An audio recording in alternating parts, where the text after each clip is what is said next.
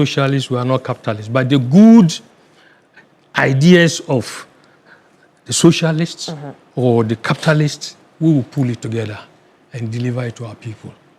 We are not interested in going to the extreme. But in the first place, I don't want to be a serious capitalist. And I don't want to be a serious socialist. In the past, when we were young, some of us were socialists. I was brought up in the socialist environment, and I knew everything about socialism.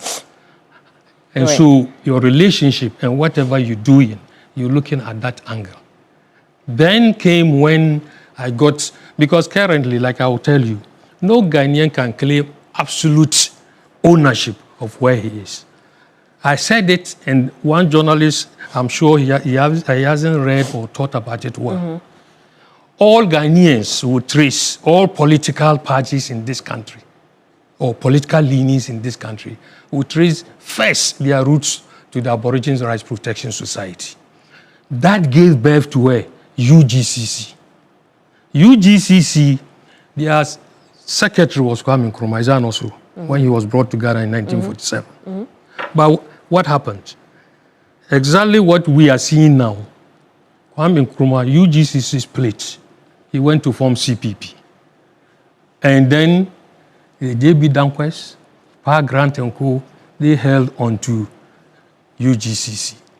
And who got presidency? Or who got independence? Because this particular entity was formed to fight the white struggle for independence. But when they brought Kwame Nkrumah, they realized Kwame Nkrumah was a radical. And they said, no, how someone would say, Taka Sanu Sanu, let's go smoothly. You know? And so while they were talking about, let's seek for independence within the shortest possible time, Kwame Nkrumah said, no, independence what? Now. So that was the divergence point. So they went different ways. But UP to come up to be known was when Kwame Nkrumah, in gaining independence, started things that was going against the fabric of this country.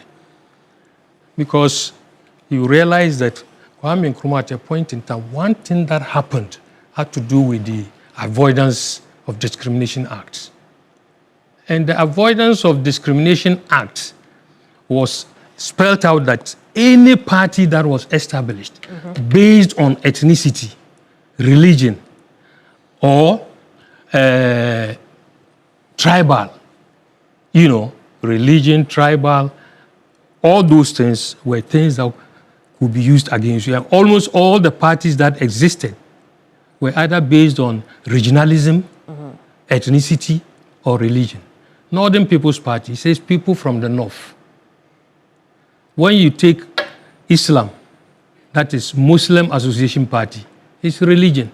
Right. But over time, that has been dealt with. I'm coming. Right? We need to explain for people to understand how they came to form the United Party. It was when Kwame Nkrumah passed that act, the Avoidance of Discriminative Act, that would have abolished all these things.